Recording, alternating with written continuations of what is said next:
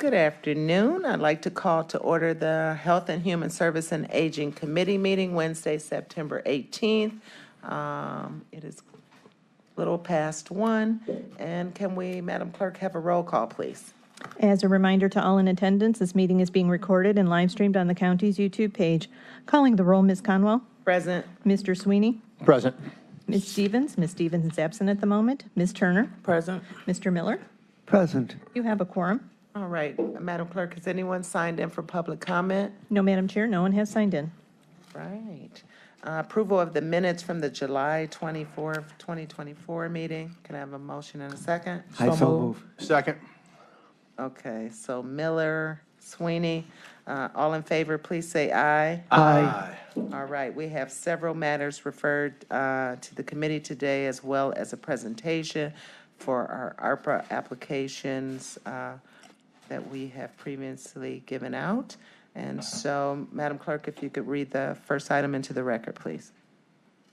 Resolution 2024-0309, awarding a total sum not to exceed $5,000 to the Lutheran Metropolitan Ministry for the Welcome Home Anniversary Celebration from the District 7 ARPA Community Grant Fund.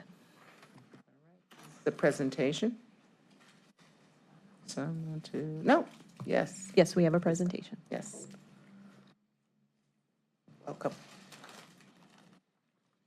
Good afternoon, Madam Chair, members of council. I'm Maria Fosha, President and CEO of Lutheran Metropolitan Ministry. Thank you for inviting me here today to talk about our 55th anniversary year and celebrations. We have a PowerPoint to go with my comments. Okay, thank you.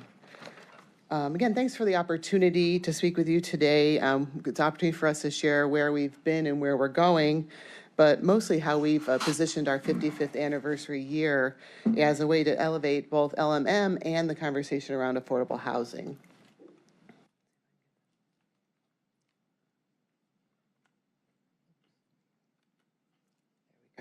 So I'd like to start just with a bit of a level set, just a couple of slides on that, where we are and where we're going. So as many of you are aware, we have 4 areas of service: guardianship, housing and shelter, workforce development, and youth resiliency. And if you look at our numbers from 2023, you can see our impact both on people in terms of serving over 4,600 people in that year. On the safety net, a number of touch points. We always like to lift this up because that's core to our work and our existence is those safety net touch points, as well as transformational services like getting people in housing and job placements. But we operate at about in 2023 at least with a $14 million budget and about 140 staff across 6 sites and a growing housing portfolio of 19 housing units. 2024 is a big year for us, not only as a anniversary year celebrating 55 years of service, but a year of growth. And a lot of that is related to our work in housing and housing solutions for both adults and transition age youth. We are also and proud to have launched our next strategic plan this year, which really looks at 3 major goal areas that weave in diversity, equity, and inclusion as our commitment: our equitable empowering services, our an inclusive workplace and inspired workforce, and an elevated and engaged presence. And key themes that we have seen coming out of our process, which is about a 9-month process getting to this plan, is that we want to be able to move people from safety net to solutions. And I'll talk about that in a minute. Our commitment remains to the safety net, but we know that there's solutions that we've piloted that work, that get people on the pathway to stability. And we also know that housing and workforce go hand in hand, and housing and employment are the way that folks can get to that stability.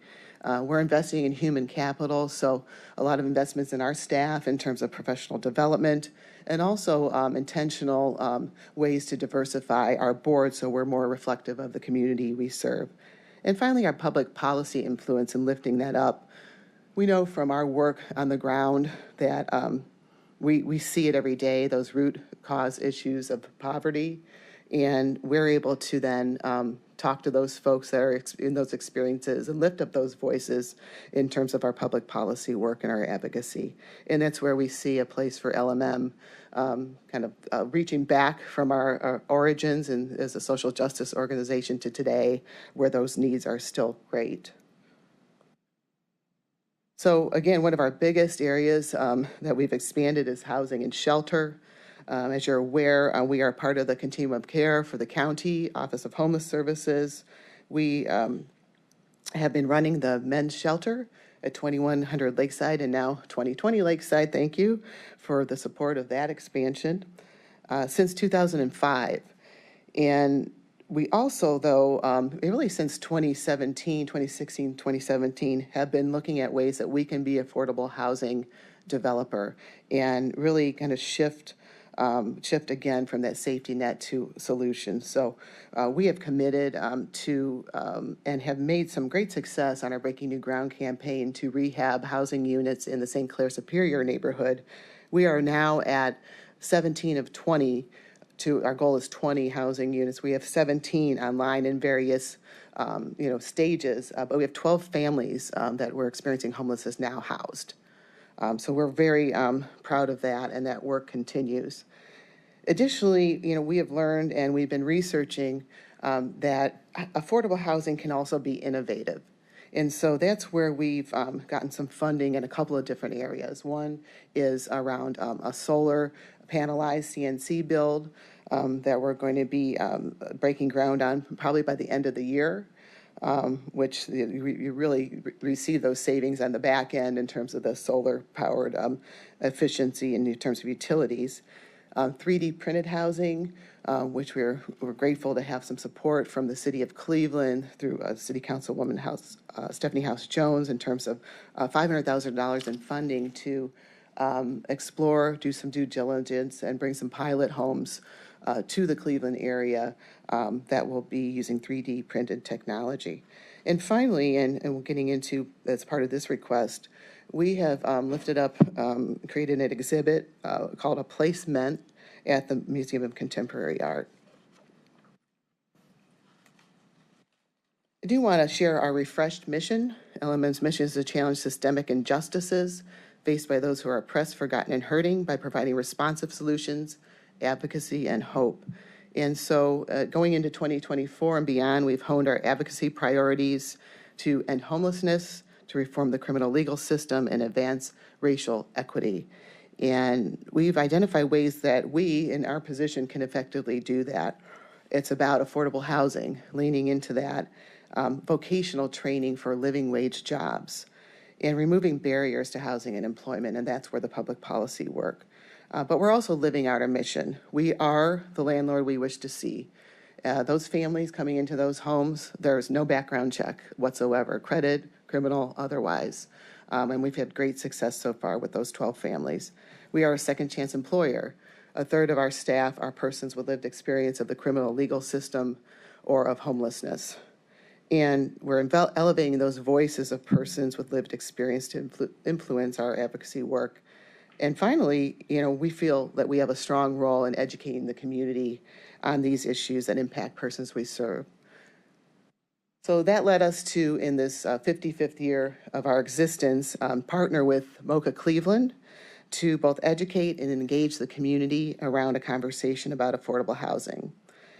This partnership with MoCA, it sounds probably a little bit unusual that a social service organization is partnering with the arts, but actually it's provided us a really great platform to cast a wider net to be able to communicate with a bigger audience in terms of what the affordable housing needs are in our community. So a little bit more about the exhibit and what we're seeking to create there. So we had been working with an architect designer, Cy Sinbandit, who had the vision for this exhibit. He, you may know, he has been with us since COVID in terms of responsiveness, housing, different techniques to house, and especially when you have large numbers of people. So he was instrumental in creating the the pods, the design that we had once we were able to bring people back to the men's shelter, for example. He's a global architect, so he has seen it all from emergency release to resettlement and other ways that, people need housing and need housing quickly, and his ability to understand how you use the resources that are there in front of you. So with this exhibit, and I hope if you haven't seen it, you have a chance to go out. It's an exhibit you can touch and feel, so it's pretty neat. Think about a concrete block that is made out of hemp instead of concrete, sustainable. Bricks that are made out of recycled clothing, and then a 3D demonstration of a 3D panel and a 3D floor print as some examples. What's great about this exhibit too is it's free, it's open to the community, there's community education as well. And finally, along with the exhibit, which is featured on the first floor, on the third floor, there is a smaller room where you can listen to a documentary that was created by one of our former staff persons called A Walk in My Shoes about homelessness. And it does feature some of our current staff members in their journeys out of homelessness. So it's very impactful and powerful. So again, in that exhibit, it goes to the end of the year. It is part of our celebration, a part of our community awareness. Again, the benefits are raising that community awareness, building community acceptance of innovative techniques. When you're bringing 3D printing to the area, people have a lot of questions about that, about the sustainability, about will it survive in Cleveland's climate and things like that. So we're providing education around that to gain that acceptance. Elevating that you can build innovative and still be environmentally responsible. And we hope this will serve as a catalyst for future conversations, future partnerships, and future collaborations, and it already has to this date. So that is really what I wanted to share in terms of why we decided in this anniversary year to kind of lift up this need around affordable housing, because we've seen it, we know it works, we know affordable housing is the solution to homelessness in our community, and we appreciate your consideration of this as well. And Councilwoman Conwell, there's a cameo of you on that last slide too, and Councilman Conwell as well. So, but we appreciate your attendance and the county exec stopping by and others supporting this project. So thank you, and I'm here for any questions you have. Thank you. I would like to open it up for any questions. Councilman Miller. Thank you very much for the presentation. And first, I just want to say that I consider LMNM to be one of the premier community organizations in Cuyahoga County that provide a wide variety of essential services that are a true partner for what we're trying to do in government. And my question, I was interested when you said about the advocacy about reforming the criminal legal system, and that it very much needs to be done, and that system is very resistive to reform. And I just wanted to see if you could elaborate a little more on what you're specifically trying to accomplish in that area and how you're trying to do it. Through the chair to the councilman, thank you first for your support and compliment. We've got a team that's working very hard to provide some of these solutions. So a couple areas we're focused on are housing and employment. So years ago and over our time with community reentry is about collateral sanctions and removing some of those barriers and making some progress there. I think one of the things that we're looking for is as we continue to work with more and more landlords in the community for housing, these housing solutions, that we can create some momentum around second chance housing and second chance employment. So meaning removing those barriers. So when it comes to housing, removing or having some better criteria around how and expectations that around how people are vetting people for that housing. We have proof of concept in that we've been entities that's been master leasing for individuals with a criminal legal background, And we used actually CARES Act funds to do that, and we found that those folks, after we take on the lease and speak for, as an intermediary for them, in year 2, they take on the lease because the landlord feels confident. They know that that person is a successful tenant. And research shows that those who have a criminal background are no more likely to be a bad tenant than anybody else.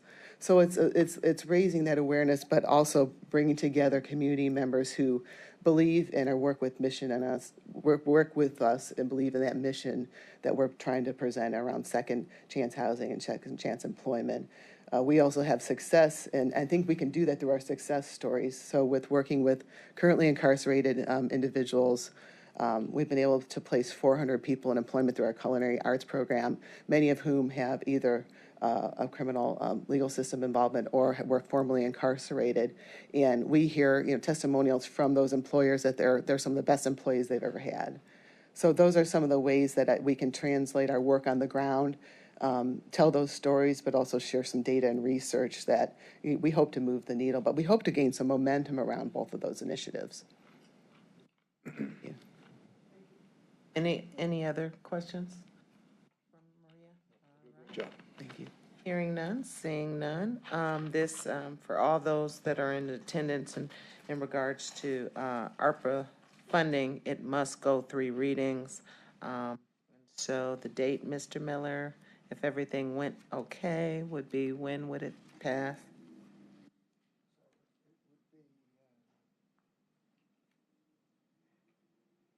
It would be the first council meeting in October. Madam Chair, that would be October 8th. October 8th. Thank you. Thank you. It's also the first day for early voting. Okay. Spread the word. So in October, provided it moves out of committee today, it will go for a second reading, and then the final passage should be October 8th. So thank you very much. Thank you very much. All right. I'll make a motion to move R2024-0309 to the full council under second reading. Is there a second? Second. Been moved by Conwell, seconded by Miller. All in favor, please say aye. Aye. To the chair, would you please add my name? As well, if you don't mind. And mine as well. Add us all. All right. Thank you. Any money to add? Okay, just thought I would check. All right. Madam Clerk, if you could, all in favor, please say aye. We said aye. Madam Clerk, if you could read the next item into the record, please. Resolution 2024-0317, awarding a total sum not to exceed $10,000 to Inc. U Resource Foundation Incorporated for the Lifeline Cleveland project from the District 9 ARPA Community Grant Fund.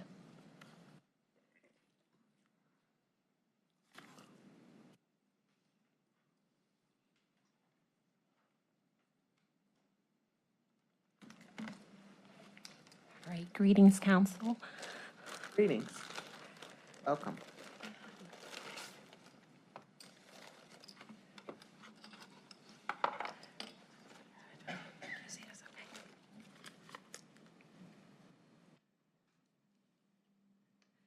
Could you start by telling me which one of these words are signs or warning of suicide?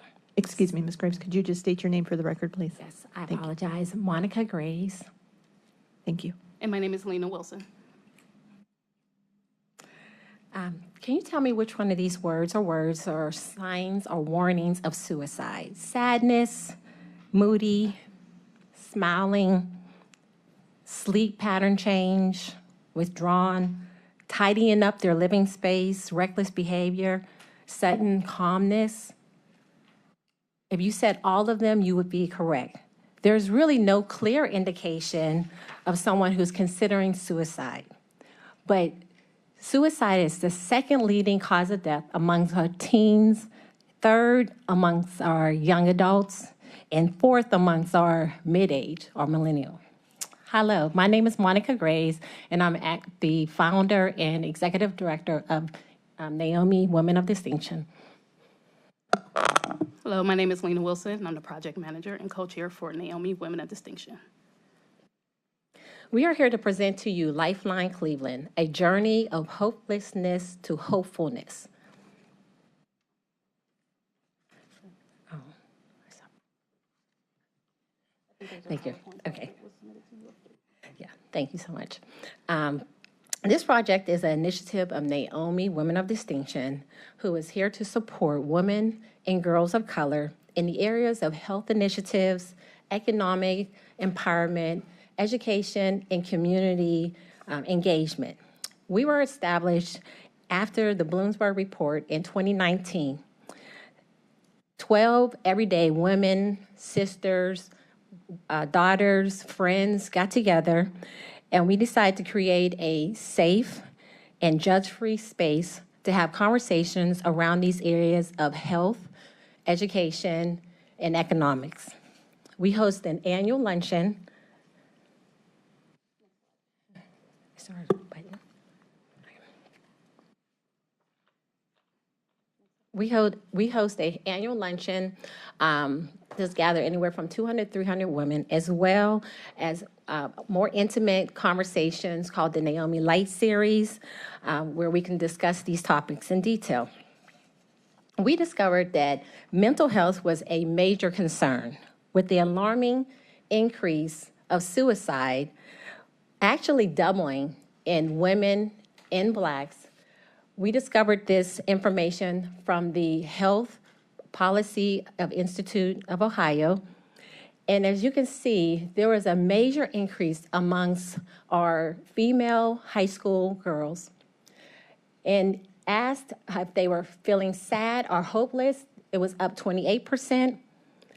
When asked, did they attempt suicide, if they were feeling like they wanted to be suicidal, was up 61%. If asked when they actually made a plan to commit suicide, up 93%.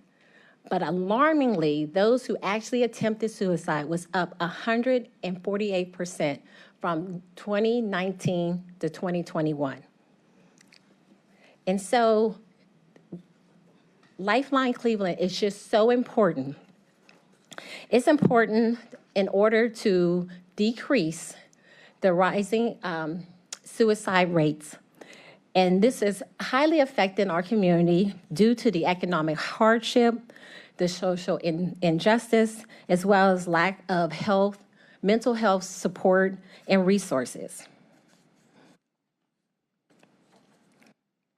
So with this information, we decided to focus on these goals where we will present to those individuals the art classes, what we call art therapy. We would distribute our Chest of Infinite Dream boxes. We're going to empower our girls and young girls and women with coping skills, as well as provide resources not only to those who fall victim of suicide attempt, but loved ones who are left with the results of loved ones who committed suicide. And so our Infinite Dream boxes is a box that will be ordered from loved ones who might see these signs of suicide like sadness, hurt, depression. They'll order this box, which will include journals, relaxation tools, affirmation cards, and information, educational information for coping strategies, and much more. And the items that are in this box are going to be insourced by our local entrepreneurs. As well as we will have a supportive art therapy group led by a counselor by the name of Michelle Starr Sterling. In these art therapy workshops, the individuals will be introduced to the healing benefits of art therapy. They'll be provided an opportunity to utilize their artistic skills, mindfulness, and self-reflections. We will aim to explore their personal inner strength. So we want to focus on what brings them strength and not what is causing depression or weakness. And then they're also going to just learn about how to heal through art therapy. And here are some examples of the masks that the individuals will make. And then the symbols are from Ghana. So they will identify their strength. They'll use that symbol or symbols. And then they will walk through this process of actually painting the mask that will be labeled on the back what strength they carry. And then they'll be able to take this on to remind them that they display strength in what they do. The impact of this project will not only create a sustainability model for mental health, but also bridging the gap between the accessible resources of mental health for our individuals. We'll be able to empower our women and girls with coping skills, educational resilience, a very supportive network, as well as potential for duplication in other communities.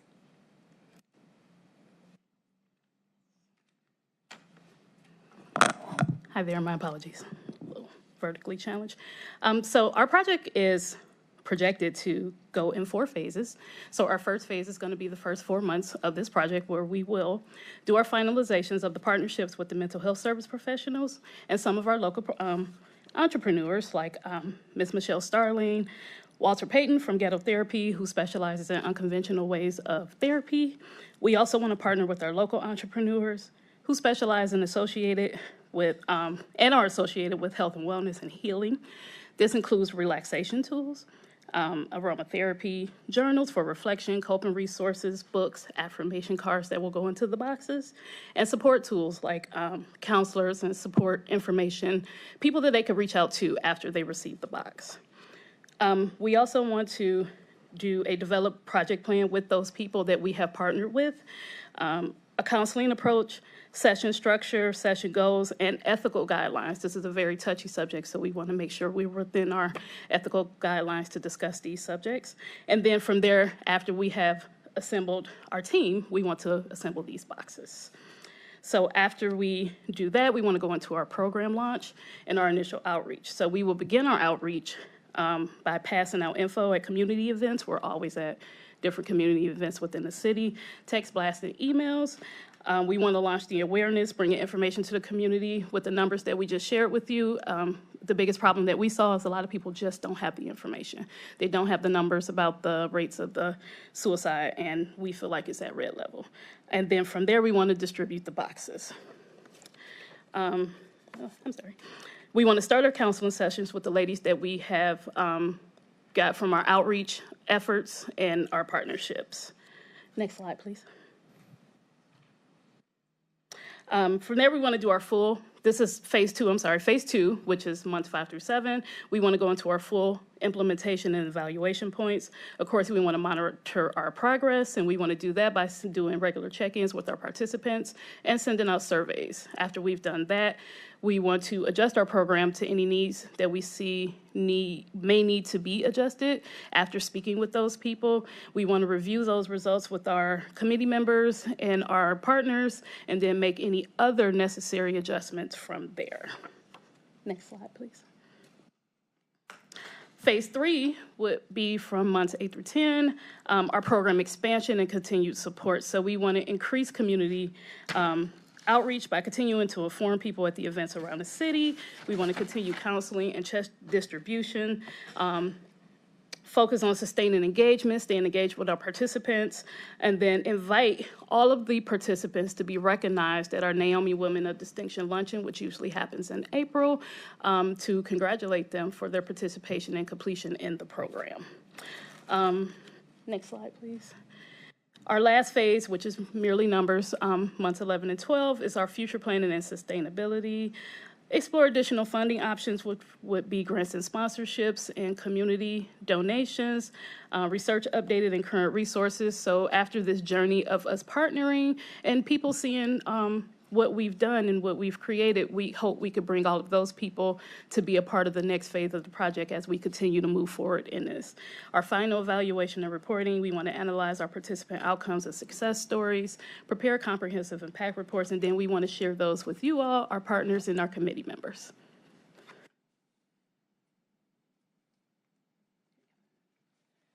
And how can you help? So we will be seeking volunteers through mentoring, assisting with assembling these chests of infinite dream boxes that we'll distribute through the community, community outreach, Of course, just spreading awareness about mental health and donations through some of our partners and program expansion. So our financial projections, the boxes, again, these are local entrepreneurs that will contribute to the box. Some have already volunteered to donate some items, but we project at least 250 boxes at about $25 a box, with a total of $6,250. The art therapy sessions, we're looking at about 250 individuals. Again, $6,250. The rental space and light refreshments and other materials, giving us a total of $15,400. We look to subsidize some of this through donations, about $600, and seeking other grants for another $4,800 to complete our project. So in conclusion, Lifeline Cleveland is just a transformation of lives from hopelessness to hopefulness. It's a preventive program. Every chest of infinite dreams is a step towards healing. Together we'll create a supportive community for our women and girls, and just join in the crucial mission to save lives and decrease the rise of suicide. Thank you.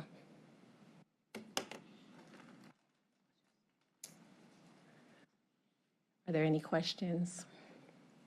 I'd like to open it up for any questions from anyone. Yes. Councilman Miller? First, I'd like to thank you for your compassion and commitment to deal with what's a really serious problem in our community.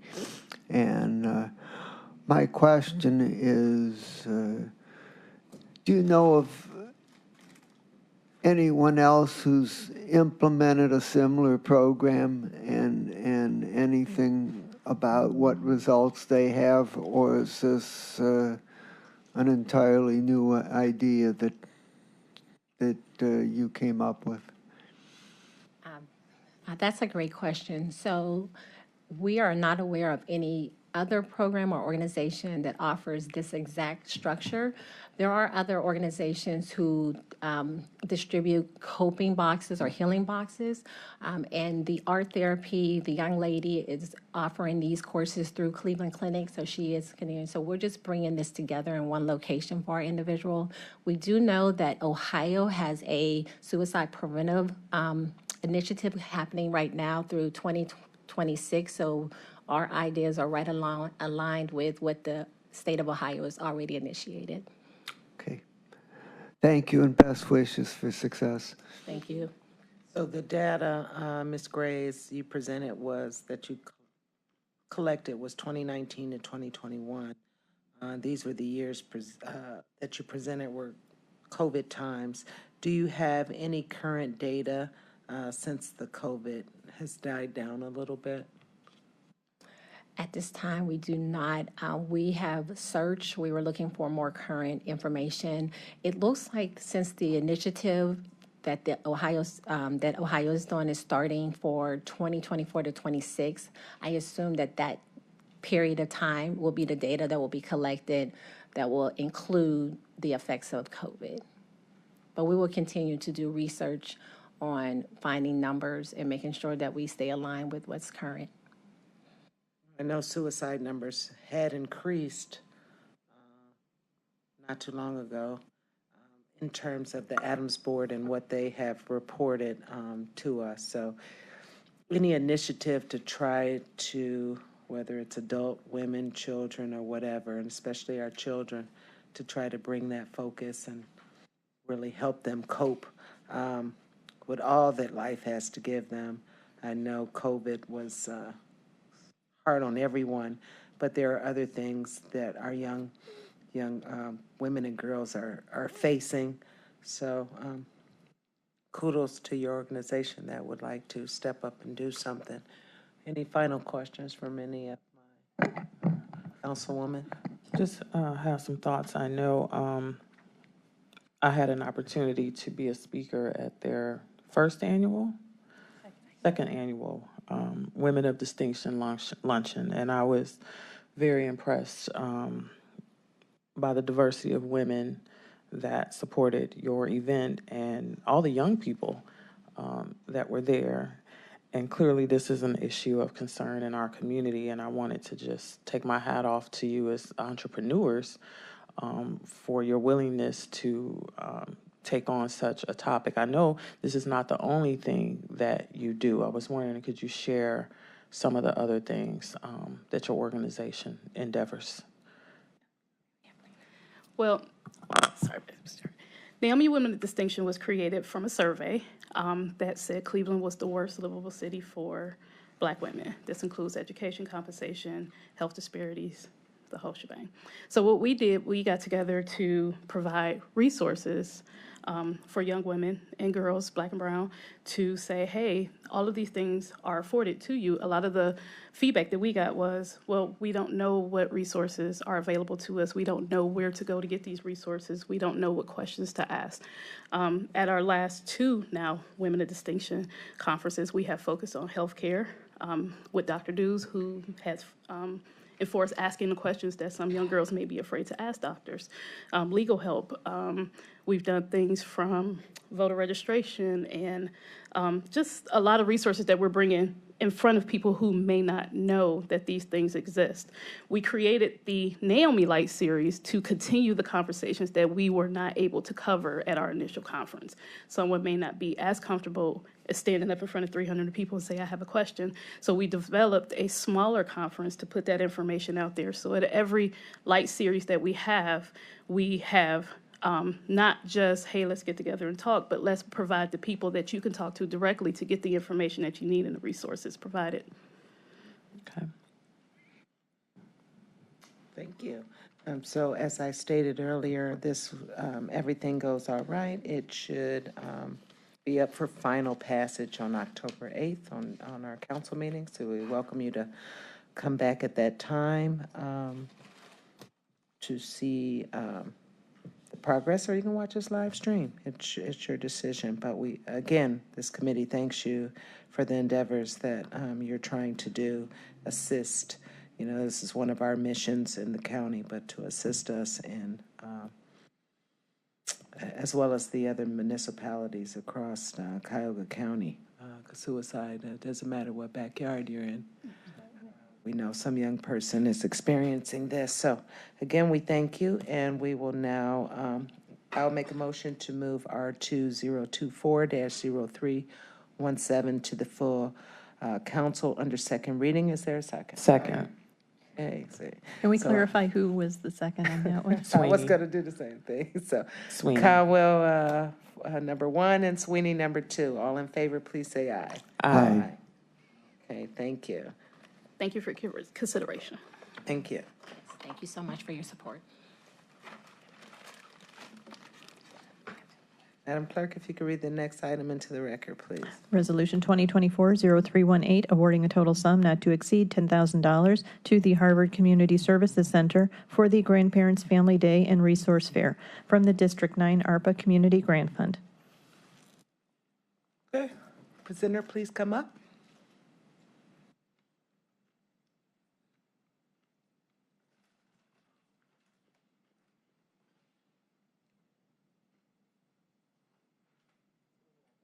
Louis must be waiting for his theme music to play.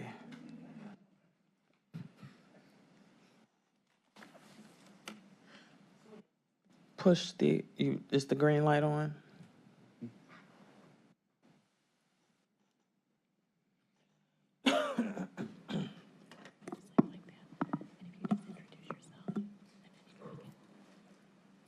Welcome. The floor is yours, my dear friend. My name is Louis Moore, and my name is Louis Moore, and I am the event coordinator of the event that we started called Grandparents Family Day and Resource Fair.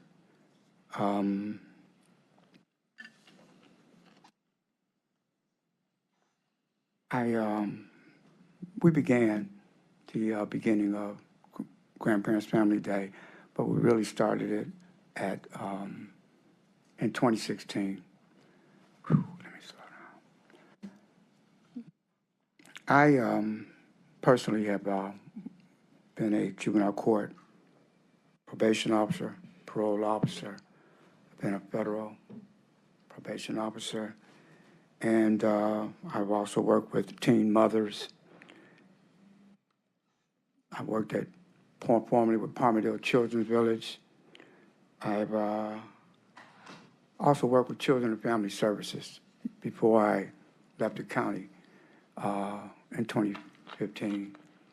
And I had seen families go through a lot of different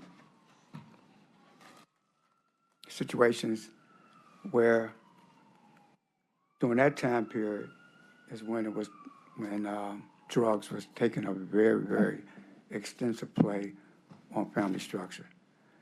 And I noticed, well, I didn't notice, I saw, was part of where grandparents became the primary caregivers over many of their grandchildren because their children were, excuse my expression, on extensive stays, vacation stays, in facilities around the state of Ohio, if y'all know what I mean. But during that time period, working with Children and Family Services, after I left the county, I decided that I wanted to do a program because my grandchildren constantly called me Papa. So in 2016, started this event called Papa's Picnic. Started it at Wade Oval, along with Councilman Kevin Conwell back then, and became pretty nice. It was very resourceful because we were able to start getting resources and information into the hands of grandparents and seniors and family members that didn't have accessibility back during that time period, or ways to get to find out the kind of stuff that they needed in order to help their family and deal with their kids. Grandparents during them time periods, they had to come and deal with everything from diapers all the way up to the kids in school, and by them not having that same type of, word I'm looking for is demeanor during that time period for these kids to get them into school processes and stuff like that. But the bottom line is that started this event called Grandparents Family Day. And what we did it for a couple of years at Wade Oval. Then we went and began doing it at Luke Easter Park. But then one year we did it in conjunction with Tri-C Community College at the Metro campus.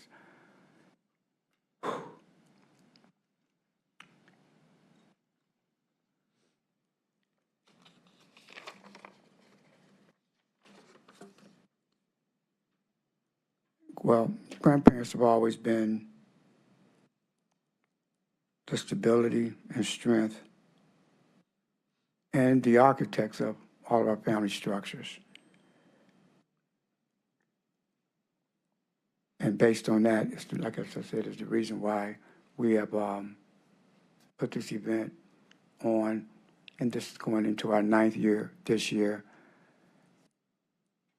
And what we mainly try to do and provide at our event also too is to provide as many resource agencies to participate at our event, and it's a full day event. And do that thing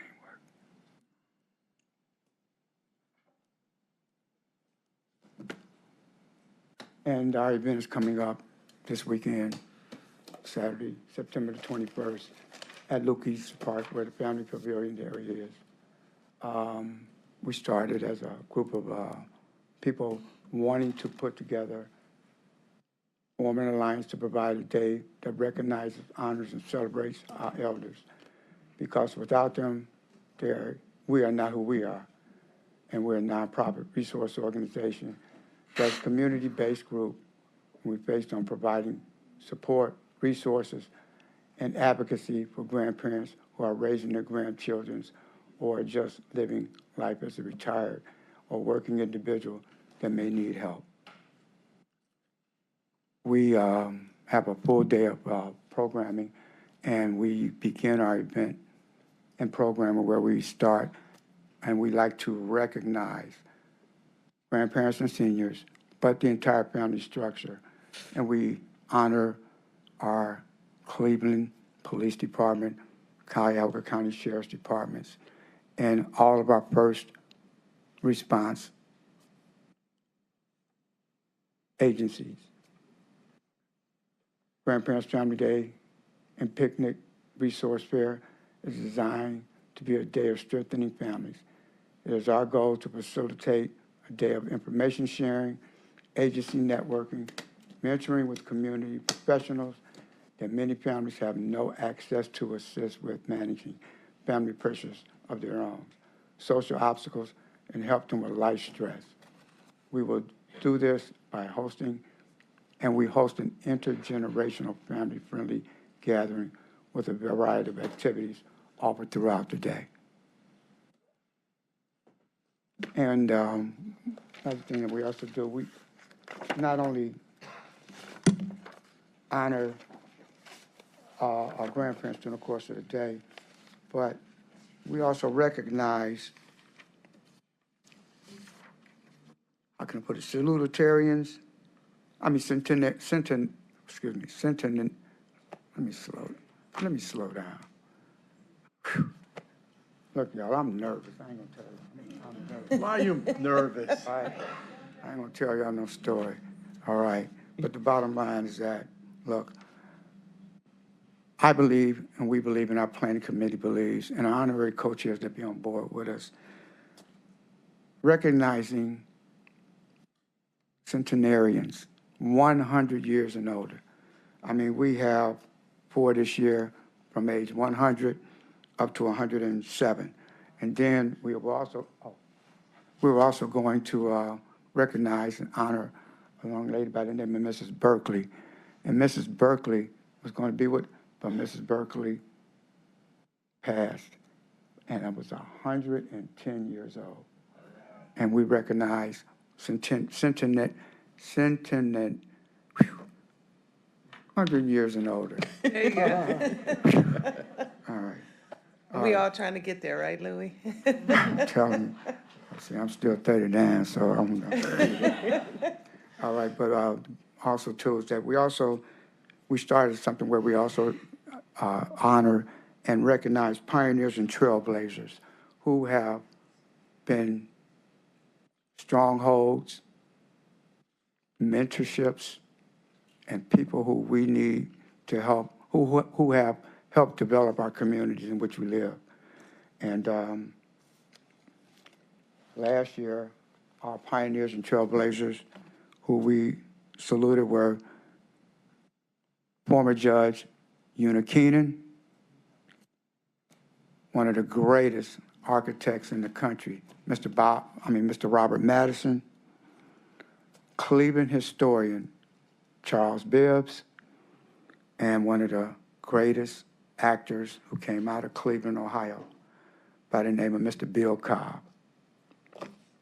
This year, our honorary co-chairs, our pioneers and trailblazers this year are posthumously Mr. Arnold Pinckney,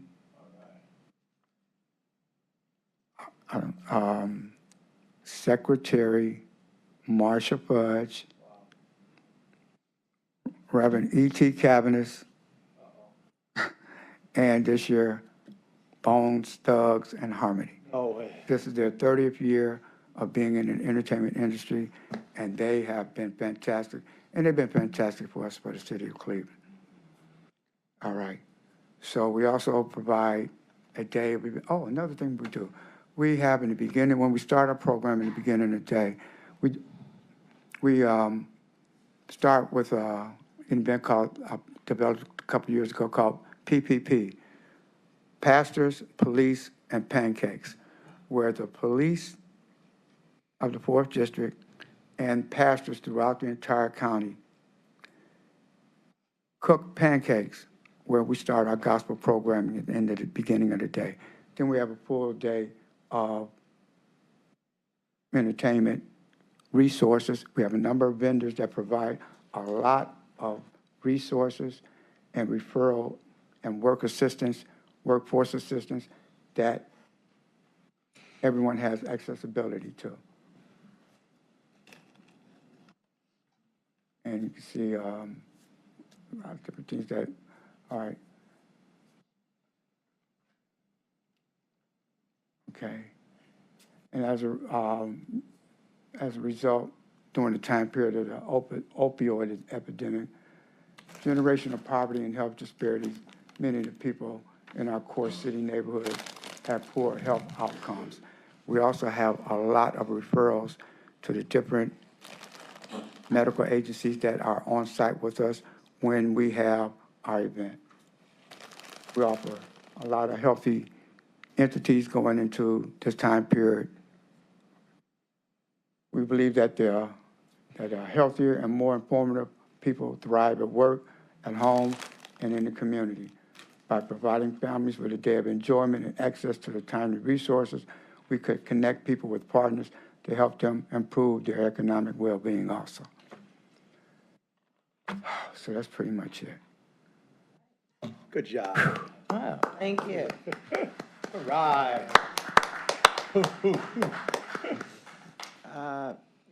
Things I can say about Mr. Moore is he's always been a community activist and doing so much for other people at their events and making sure they're memorialized, definitely in pictures and throughout pictures, because, you know, pictures say a lot of things and sometimes we forget. So Louis is one of those community activists, and I can't even believe that the Grandparents' Day has been this long. You know, I remember you having the conversations with us, and it's just seemed like the years have just flown by, that it's now in existence almost for 10 years. So, you know, you got to do a big bang for 10 years, right? So just wanted to ask you a couple questions myself. I see that your total budget of the project is around $32,000, a little over $32,000, and you've had some grants that come in, so that's gonna leave you with a balance of around a little over 14 to hit this budget for the year. So I just want to amend this legislation and for me to contribute 5. So we will do an amendment, and we will do an amendment on the floor at council. So you don't have to do any extra paperwork or anything like that. We'll just amend it here and pass it out at a different dollar amount. So in addition to the 10, we'll get 5 from me. So I just wanted to let you know that. Madam Chair, we can prepare a proposed substitute and introduce that at next week's council meeting, so we can have everything in writing and clear. Okay. So I just want to, seniors, some of this work that Louis is doing is, you know, DSAS, our Department of Senior and Adult Services, has reported many years in front of us that in year 2030, the majority of Cuyahoga County population will be 60 and older. Right. So we do need to really look at how to keep them engaged, how to make our parents feel and grandparents feel that they're worthy. And, you know, my goal is 100. So hopefully I will ascertain that I was born around the right time. But I'm going to now open it up to my colleagues to see if they have any additional questions in regards for Mr. Moore. Yes, Sweeney. You call him a neighborhood activist, which he is. Yeah. He's a freaking legend in the city of Cleveland, and I've had the privilege of knowing you for a long time. And this is the first time ever that you humbly come and ask for something. Every time I've seen you, you've been giving and giving and giving. And I'd love to see your photo gallery one day. That would be crazy. I'll throw 5 more in just because it's the good cause, and now you got 20, and you're going to do something that's going to help. So, and it's not, we're just giving your tax dollars back to you. So I don't want to pat on the back, in all seriousness. And it's a great investment, and I know you're going to do wonderful things, and it's a pleasure seeing you. Thank you. Thank you so, excuse me, thank y'all so much. So, this, as I stated earlier, if no one else has any questions, Yeah, I do. I just wanted to. it will be moved to the October 8th. That is the night that we'll do the final passage, and the amendments and all that will be in. So Councilwoman wanna- Turner. Okay. Can I say anything else? Oh, well, go ahead. Oh, well, look, I want to, look, I'll forget this. Look, Well, I wanna wait, thank- I hold wanna thank that. y'all so much. Hold that, Louis, hold that. hold on 1 second. Let me just,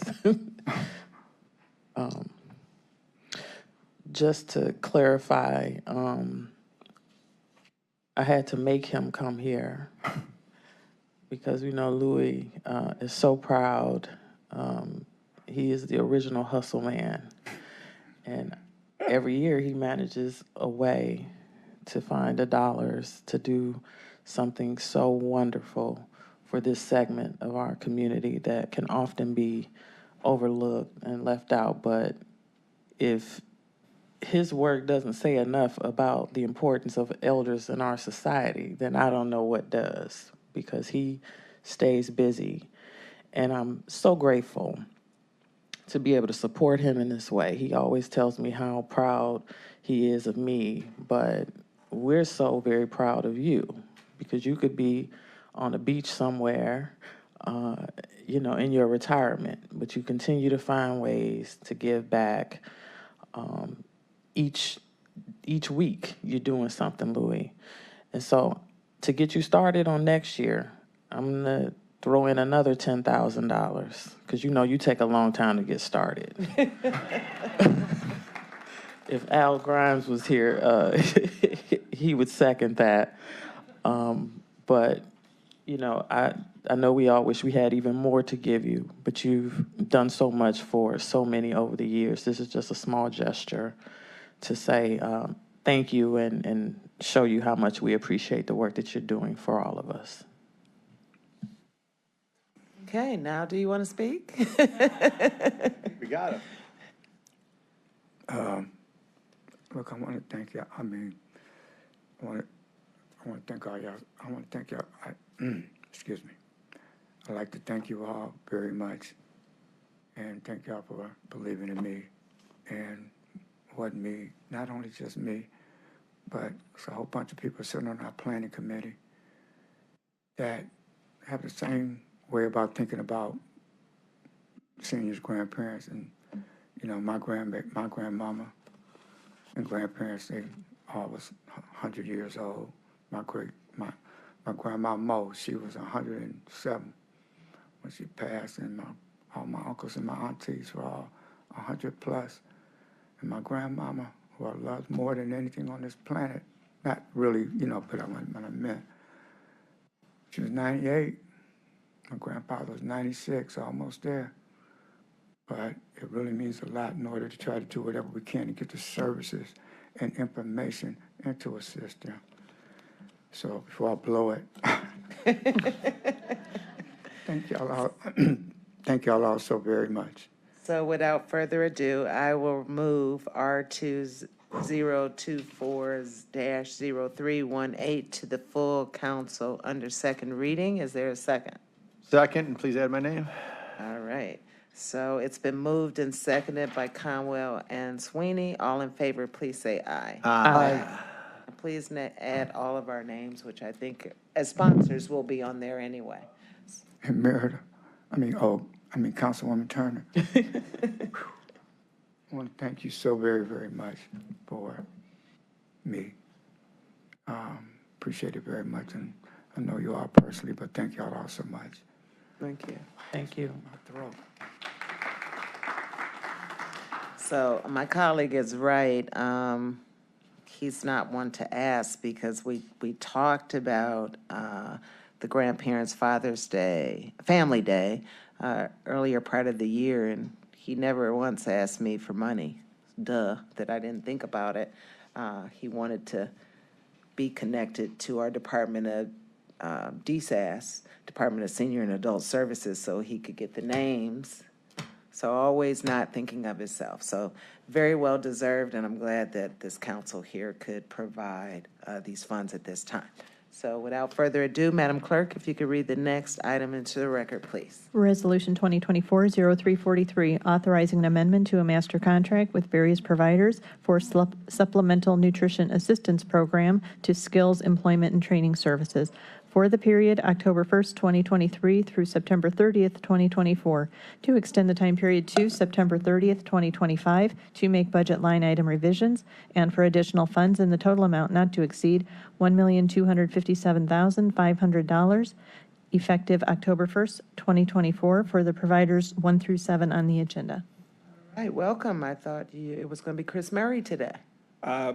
I was able to make it on time. All right. Your dedication. Yep. Good afternoon. Marcos Cortez with Health and Human Services on behalf of Cuyahoga Jobs and Family Services.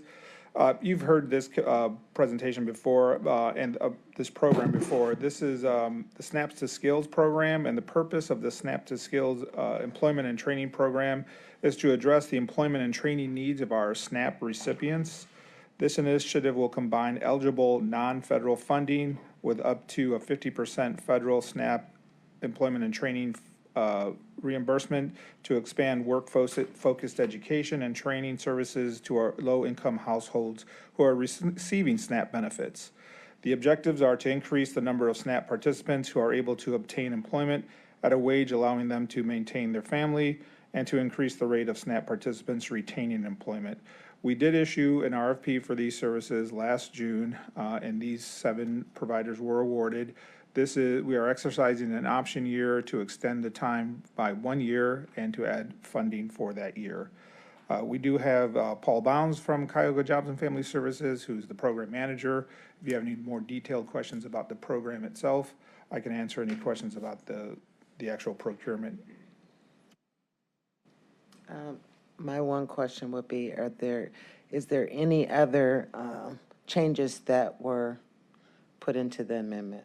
I believe some of the vendors had moved some budget money around just within their budgets. There was no changes to their dollar amounts. Any other questions from my colleagues? All right, hearing none, seeing none, is this needed for second reading suspension? Yes, please. So I'll make a motion to move R2 024-0343 to the full council under second reading suspension. Is there a second? Second. Moved by Conwell, seconded by Sweeney. All in favor, please say Aye. Aye. aye. All right, thank you very much. Moving on to the next one, can you please read into the record, Madam Clerk? Resolution 2024-0344, authorizing an amendment to a contract with Catholic Charities Corporation for success coaching services for eligible Ohio Works First applicants and management of the incentive payment system in connection with the Benefit Bridge Pilot Program for the period March 1st, 2024 through December 31st, 2024, to extend the time period to June 30th, 2025, to make budget line item revisions and for additional funds in the amount not to exceed $1,870,000, effective July 1st, 2024. Good afternoon again. Marcos Cortez with Health and Human Services, again on behalf of Jobs and Family Services. So this one you probably have not heard of. This is the Benefits Bridge Program. It's a pilot program in 10 counties in Ohio to address the benefits cliff. The benefits cliff occurs when benefits phase out at too fast a rate with each dollar increase in earned income, resulting in an individual losing benefits and being worse off financially. In most cases, the loss of benefits is due to the gaining of employment or a wage increase. This program is intended to be an 18-month program to help those with life skills, career skills, peer mentoring, and to provide financial literacy. We originally did this off of a lower amount, so it went to the Board of Control. It was a time-limited program by the state. We had to spend all of our funds out by the end of June. We didn't hear until the end of June that we were allowed to extend it, and we got additional money, and the money was beyond the threshold of council or Board of Control, so it came here to this committee. Okay, so where's the funding coming from? State? I believe it's TANF funding. TANF funding? Is that correct, Paul? Any questions from my colleagues? Councilman Miller? So could you say a little bit about what the mechanism of disbursement is? Do we actually provide additional direct benefits to help mitigate the benefits cliff, or is it done indirectly? I'll bring up Paul Bounds, who can answer that more specifically, but I do believe they offer a variety of different services. There are services like financial literacy, but there are additional benefits that they can get, like if they need a down payment for a car, they need to pay utilities, those can be paid directly to the participant. But Paul might have more additional information about that. Good afternoon, Paul Bounds, Deputy Administrator, Department of Job and Family Services. A little verklempt, excuse me. So one of the primary things in terms of addressing the benefit cliff for individuals, there are two primary categories for eligibility. One is those who've lost public benefits, so that could be SNAP, it could be childcare, Medicaid, et cetera. And those who are currently on it but are seeing a reduction due to earned income for the individual for the household. So the way the program is able to provide support is a number of ways, as Marco's kind of pointed out: coaching, case management, financial planning, financial literacy. But there's another component that allows more direct support, and that's our supportive service element. So for individuals that, we actually had a case that signed off earlier today when an individual was unable to pay their rent, and we're able to provide rent subsidies for a short period of time to allow them to stay in their home without facing eviction. Supportive services come in the form of assisting with transportation to get to a job, with the idea of them saving those dollars that they would have paid for transportation to allow them to build a bank, to allow them to do long-term sustainability, such as buy a car or get my monthly bus pass. Also, there's the ability to get incentive payments. So for individuals who reach certain attainments, meaning they complete a financial literacy course, they meet with their career coach a certain period of time, they're able to receive a financial payment as in form of incentive that can allow them to bank dollars or save dollars to affect their budget and growth. And then lastly, one other thing is that those who are currently on public benefits but saw a reduction, we're able to do what's called a delay, meaning we're able to offer an adjustment in their public benefit disbursement to allow it to continue for a certain period of time instead of them getting an immediate cutoff. Yeah. Okay, thank you. Very welcome.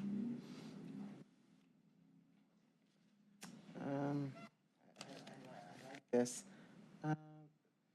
So yes, new. So the total amount of this that came from TANF dollars is $1.8 million. Is that right? Correct. Okay.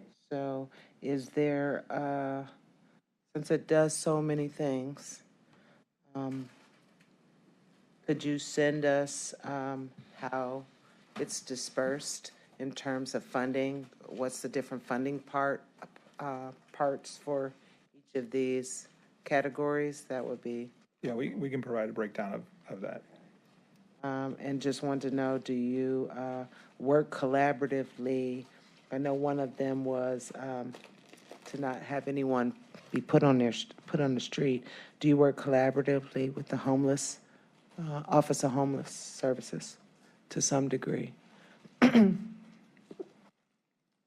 That's a question for Mr. Bound. Yeah, he might spit back a couple. Had a couple. I need to read out. Okay. Paul Bounds, Deputy Administrator, JFS.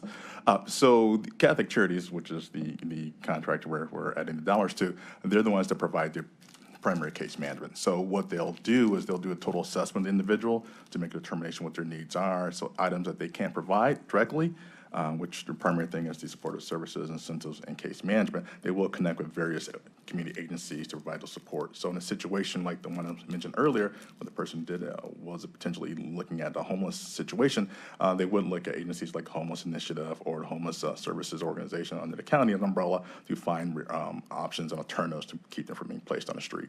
So these are more preventative. Definitely preventative, but also long-term planning at the same time. So the use of the supportive service dollars and incentive dollars help stabilize, a long-term plan is put in place. So one of the greatest things that I've talked about recently was an individual who's seeking to buy a car, and they're saving money to buy the car. So our supportive services approach allows them to save and bank that dollars for the down payment of the car while we pay and subsidize their transportation costs. So they're going to work, we're paying for them to get to work, they're saving the money to buy a car eventually. And how is this similar to the PRC funds? It's separate from the PRC, although it's still TANF funds. But again, with this being a state pilot, as Marcos mentioned there, at the moment when we were awarded, there were 10 counties. Now there are 12 counties that are doing this. So as part of our plan under the Benefit Bridge model, we did have a direct connect to PRC emergency assistance, assuming that those situations are not covered under our state plan for our Benefit Bridge plan. So if there's a situation where a person was eviction right away, we would default to PRC because that does meet that qualifier. Okay, and another question would be, this is not only income eligible, it's also, is it for all of our 59 communities? If there's a family that's suffering, they will be able to partake? Yeah, so there are a couple of things which apply towards eligibility and enrollment. One, having loss of benefits. That's the firstmost. So if any of the communities, if an individual has had an impact on their family because they lost public benefits, in this case, it could be SNAP, it could be Medicaid, it could be some other things, lack of publicly funded childcare, that's the first indicator. The second indicator is that either there's a reduction or a loss. And then lastly, there are some income guidelines depending on what services we can tap. Marcos did point out that it is TANF funded. However, within the state MOU, they did able to provide additional dollars, which are levy funds. So there are some ways we can find individuals who are not TANF eligible. We can subsidize costs for that. Any other questions? All right, seeing none, hearing none. I love this program. Wonder, wow, we should have heard about this before. But I will move R2024-0344 to the full council. Marcos, you need second reading suspension? Yes, it is quite late just because of the timing from the state. Under second reading suspension, is there a second? Second. It's been moved by Conwell, seconded by Turner. All in favor, please say aye. Aye. Good, I like that. I'll probably be asking, you'll send that to the clerk? Yes. That information, thank you. So are we ready for the next one? Madam Clerk, if you can read the next one into the record, please. Resolution. I vote, I did I? Yes, we did. Okay. Resolution 2024-0345, making awards on requisition 14523 to various providers in the total amount not to exceed $1,575,000 for emergency assistance services for the period September 1st, 2024 through August 31st, 2025 for the providers listed 1 through 5 on the agenda. Good afternoon again. Marcos Cortez with Health and Human Services on behalf of Children and Family Services. This is a master contract for emergency assistance. This master services contract provides emergency assistance services to families involved with DCFS or at risk of becoming involved with DCFS and who are struggling to provide for their family's basic needs. Emergency assistance includes clothing, food, furniture, and basic appliances, and are provided so that families may be diverted from further involvement with DCFS and or caregivers, and to allow caregivers to better meet the needs of their children in their care. Food is provided in the form of gift cards in the increments of $25. Clothing will be purchased via approved purchase orders. From furniture and appliance will be provided in accordance to an established product list. We issued an RFP in March of this year, and it closed in April. And these are the vendors who were selected based on that RFP. All right, any other changes with this contract No, this other is than what's ba- presented? No, this is basically the same as the last few contracts we've had for this service. Okay, West 25th looks new. No, they are Everybody's the current same? provider. Okay. And Chris Cabot is here from DCFS, who oversees this program. Any questions for Chris or Marcos? Madam Chair. Councilman Miller? Just a comment to commend you for your success in getting these vendors. I know that these services have been very difficult to procure in the past, and it provides an important lifeline, and so I appreciate your diligence and success.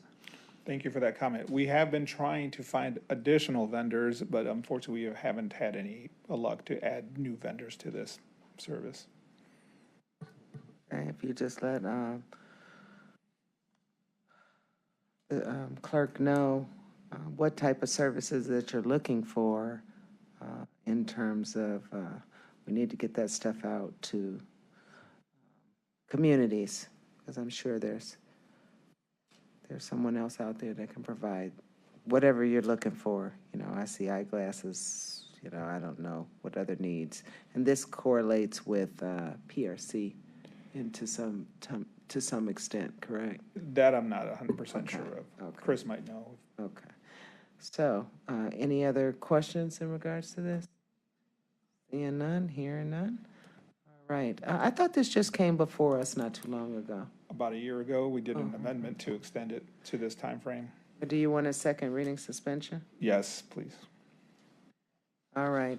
Can I ask one to move R2024-0345 to the full committee under second reading suspension? So, second. It's been moved by Miller, seconded by Turner. All in favor, please say aye. Aye. Right. Thank you. Thank you very much. Madam Clerk, we are ready for the presentation now. Yeah, we have a presentation from East End Neighborhood House. Ms. Herron, if you'd like to step up.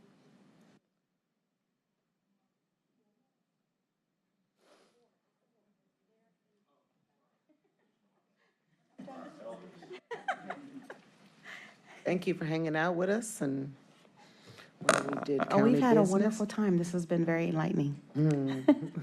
It was a fun day, wasn't it? It was a fun day. Yes. I'm sorry. Good afternoon, Atune Heron with East End Neighborhood House. Hello, I'm Dr. Tatiana Wells, Board Chair for East End Neighborhood House. Derek Fulton, good afternoon, a board member with East End Neighborhood House. Okay. Is our thing up there? I'm waiting on our presentation. There it is. Thank you so much. So again, good afternoon, Madam Chair and county members. Thank you so much. Again, my name is Atune Heron. I'm the president and CEO of East End Neighborhood House. And I want to thank you all for allowing us the opportunity to showcase our wonderful organization and to formally present to you how we utilize the American Rescue Plan Act dollars, the ARPA dollars. And I just also want to let you know that I have here today who introduced themselves, my board chairman, Dr. Tatiana Wells, and our vice chair, Derek. And if you look behind me, we brought a wonderful team of our administration and managers, and also some wisdom keepers, some seniors that are with us today, who has been with us for many, many years. So I just want to say thank you and hello. So we're going to kind of introduce ourselves again, because we were funded graciously from the council of $250,000, and we're just going to present who we are and what we did with the funds. Okay, so who we are. So East End Neighborhood House has served the greater Buckeye Woodland neighborhood for the past 117 years. We are a settlement house, and we base our whole premise is based upon an African humanistic philosophy of what's called Ubuntu, and it simply means I am because we are. So we are a neighborhood center in the community with spaces for engagement, for support, recreation, and gatherings, and we serve approximately 1,200 clients annually. So East End also is now the home of the neighborhood's first urban pocket park. If you have been down 103rd Street and Shaker Boulevard in Woodhill, you will see a beautiful park there called the Ubuntu Gathering Place. It was established in June of 2023, and it provides public green space for the community. So I will tell you that we're really excited about entering into this new era. We are expanding our child care department to the city of East Cleveland. We are doing that this year, and we're looking to expand our Wisdom Keepers program, our senior program as well. So I just want everyone to know that these dollars were extremely beneficial to the capital improvements of our organization, also for expansion of our services. So I did want to note to you that as of March of 2024, we are a CARF accredited center. So this opens up opportunities for us to obtain more dollars, federal dollars, if we can. So this is really a new era for us. I'm tearing up because I'm sorry. The grandpa guy just got me. So that, because we love our seniors too. So I was still emotional about that. So our mission, progression. I'll give it to you, Doctor. Our mission is to provide the families of our community culturally diverse and compassionate social services, education, and activities so that each member, from our children to our senior, and for us, it's 0, and then we do have a 100-year-old senior that is with us as well, can become self-sufficient and thrive. Our purpose is to operate as a collective, to see each other and to those we serve. So again, our humanistic philosophy of Ubuntu is I am because we are. So next, what we do.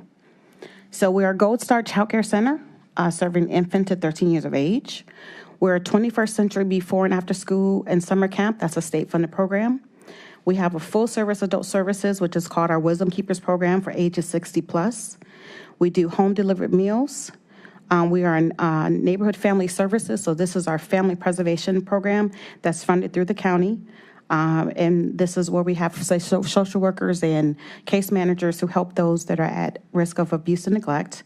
We have a national foster grandparent program that's funded through AmeriCorps. It's a federal funded program, and we have about 80 foster grandparents that are in the schools and child care centers that become paraprofessionals for children. And we instituted a couple years ago the Marjorie Hall Ellis Education Institute.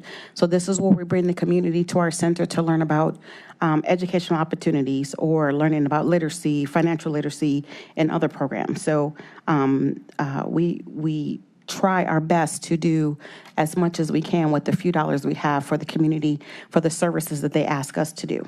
So with these many services we provide, we never turn anyone away.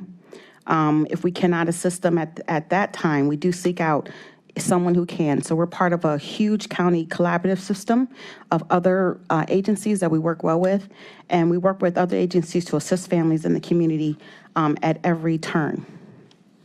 So I wanted to show you an aerial view of the Ubuntu Gathering Place.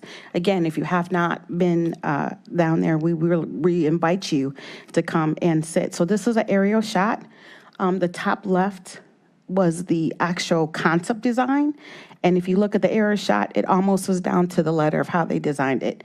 So we really built it out to be open. It's Afrocentric. There's a whole continent stamped in the middle of the park, and we just got funding to build an obelisk. So the obelisk is going to be part of the entire, Afrocentric area. So as mentioned earlier, we opened the park to the public in June of last year, June 16th of 2023. It was a long-standing commitment from my predecessor to have green space in our property.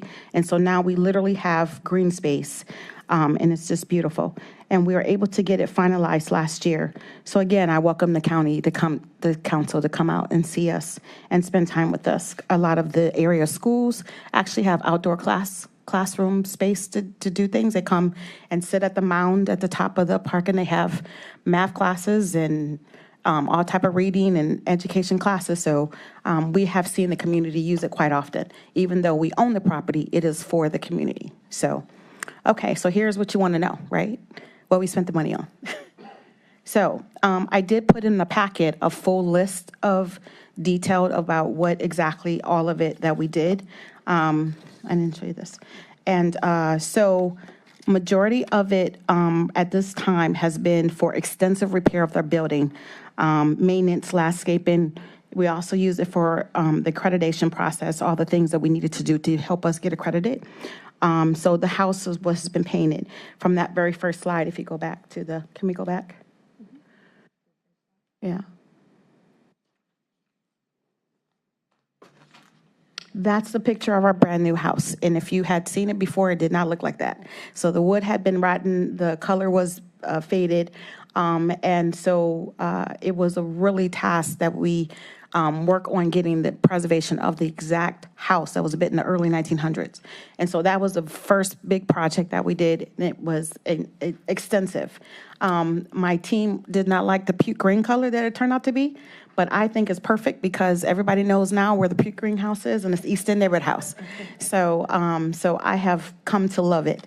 But that was really extensive, a task, because when they came out to survey it and give me a quote, they said, "Oh my God, this is a huge place." And that's just the house part. That's not the whole East End Neighborhood House. So it was a mansion that was built by the Van Storgen brothers, who built Tower City and also built Shaker Heights, a lot of Shaker Heights. So that was their summer home in 1910, and I hope to keep it looking like that for years and years to come. So again, we go back to the, thank you. So we did a lot of tree removals. We had a lot of landscaping. We had fencing. We got nicked with childcare all the time because the kids could run through the fence. So we got our fencing done. We got roofing done. We still need extensive roofing because, again, the facility is old. Plumbing, my team can attest that, you can't come to work when you can't flush a toilet. That is something that is serious all the time. So we got all our plumbing fixed. We got brand new toilets. Our seniors, do you love our toilets? Do you love them? So our gutters, and a lot of the supplies that we use for our Mbutu Gathering Place opening. So, so again, I provided a sense of list of all of the money that we did spend. So next, what I want to also present to you is that everything we do at East End is a collective impact. We work together as a team to, everyone does various things, but we collectively work together. What you don't know is that we have installed back in 2019 a museum. So in one of the spaces that was totally dedicated for childcare, we had what was called our Mbutu Gala. So it was a fundraiser a couple years ago, and we decided to have it in-house in our building, and we needed space to, tell people who we are and what we do. And so we, my predecessor and I worked together, and we created the museum back in 2019, and a couple of these dollars were also used last year to upkeep, to put it to, to make it better, so bigger. And so we went and dig into the Western Reserve Historical Society, Case Western Reserve University, found some wonderful pictures of East End back in the 1910s, 1920s, and all that. And so we have a full-service museum. So again, I would invite you to come out and see that. Because it's open to the community, and it's also for our families and for our employees, because a lot of employees, young people, don't know anything about the neighborhood. Primarily we started from we're a Hungarian area back in the late 1800s, early 1900s, because we were a settlement house. So a lot of our people don't even know the history of East End, and we were founded by two Hungarian sisters. So from that on time, right, we're now servicing a predominantly African-American community. However, we do have a wealth of history because we are 117 years old. So, so we did use funding, again, to redo much of the framing and upkeep of the room. And so lastly, I would just want to say, just thank you. And I just put my information on. And thank you for your time and listening. I am open to questions. We have a new community ambassador that works with us, and I said, hey, why am I seeing everybody with a QR code? Because we don't have one. So I told him to make me a QR code. So it does work. So please stay connected with us if you can, and we do appreciate everything you guys have done for us. All right, I want to say I love the exterior color. It's nice. It actually, when I drive by there, it actually popped, and I saw it. So I was like, oh, they painted. Yes. Okay. So you noticed. I did, because it sits back Yes. off of the street, so it was great. I will have to, you guys just had something with the county, and I was unavailable to come, but I will circle around soon to see all the improvements and all that. How much funding is still needed for repairs? Okay. So I talked about the roof. So yes, the roof actually, the cost of the roof, all the bids we had is over $200,000. Okay. There's no way we could have got that done. So what is happening is things are in stages.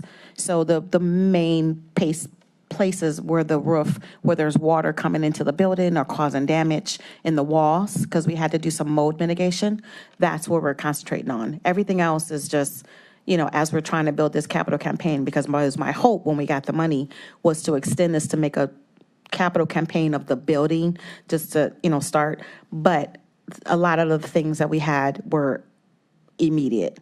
Like I said, the toilets, the fixtures, the flooring, the fencing. So some of the things that we had to get done. So it would be probably over $500,000 more that we would need for So the all the CARB things. accreditation, that will help. We are trying, yes. Okay. That has, yes.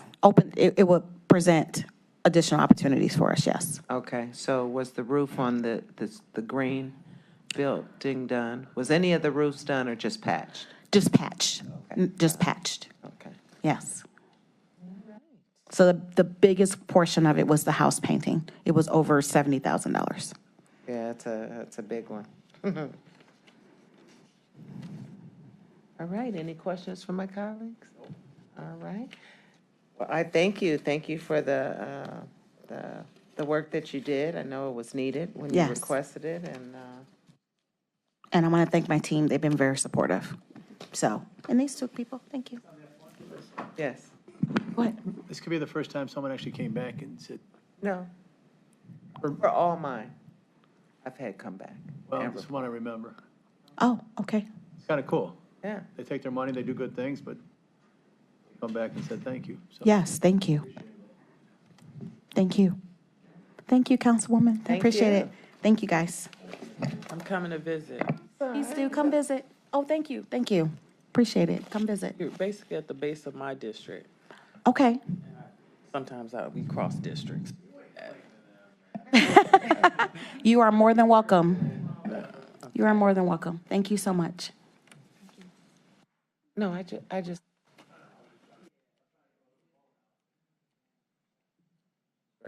So, is there any miscellaneous business? We've taken care of a lot today. Can you state your name for the record? Mark Heidorf. Okay, thank you, Mark. Thank you. Thank you all. This meeting is adjourned.